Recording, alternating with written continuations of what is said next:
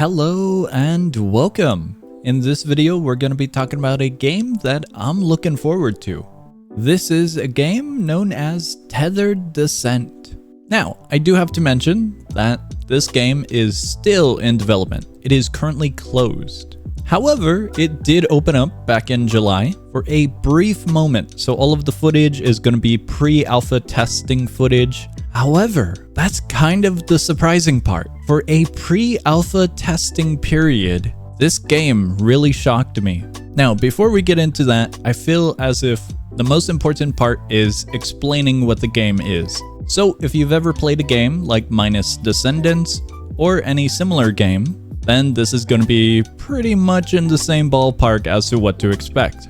So the game itself, you and other players are going to work together to go floor to floor, activating all of the objectives, evading hostiles, gathering loot, and overall just progressing as far as you possibly can.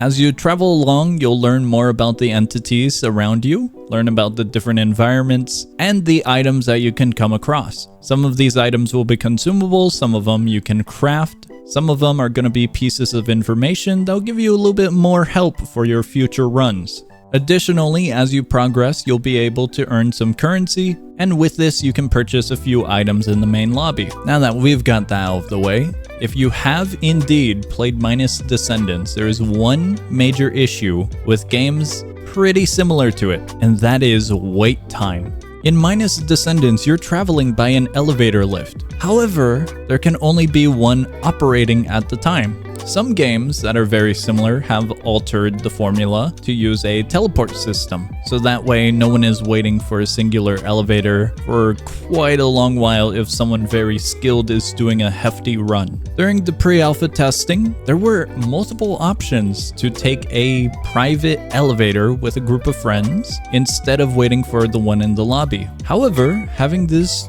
dual type system is pretty cool, because if you do want to queue up with some randoms just for a fun match, then you totally can. But if you're looking for more of a friend group kind of system and you really don't want to wait all too long, then you have the option.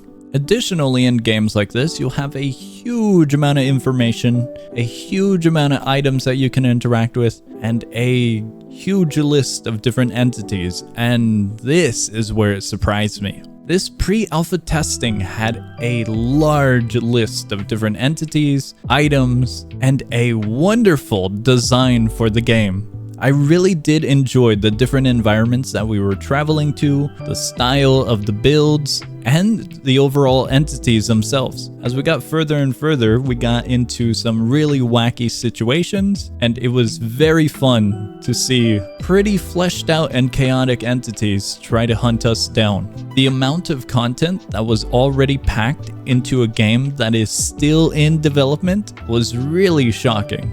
There was a genuine list of entities. Maybe not all of them were implemented at the current moment, but just seeing how many are currently planned was pretty cool. This also applies to the items as well that you could purchase in the lobby. There was a good selection.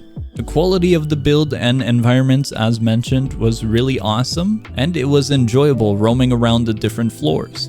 Now, during this pre-alpha testing, there was one thing that majorly stood out for me. It was really cool to see. As we went floor to floor, we got upgrades. These are typically standard for games like this. We had options to upgrade our minimap on the table, we had options to upgrade our crafting bench. Crafting was unique in its own way as well, but there was one thing that really intrigued us, and that was shopping. In this game, instead of having its own unique floor, a shop could randomly appear in a floor and you would have to go and find it. This makes it a little bit challenging if shopping is a priority for you, because not only do you have to worry about the different entities on the new floor that you've just entered, but you also have to manage your stamina, the time you spend, the objective, and if the shop is even worth it. There were some really cool upgrades for the shop that you could get, and this was a really unique aspect that I enjoyed seeing. The shop itself is pretty cool, but man, are you really vulnerable when shopping in this game. It's just another element that you have to take into consideration when trying to stay alive, getting the objective done, and progressing further. This was really cool to see, and I do hope we get to see it when the game fully opens, because I enjoyed the unique aspect of it and the slight challenge that it gave. Not a complete challenge, but I thought it was cool.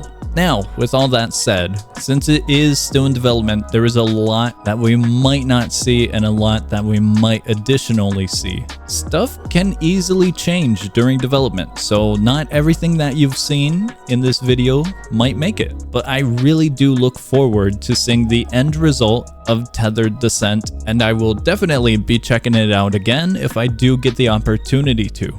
If you're as curious as I am, or you just want to keep track of a game, the link will be down below in the description, but as mentioned, still in development, currently closed, not playable. But hopefully it releases, has a success, and I'm looking forward to it. I hope you found a fun and unique game to look forward to.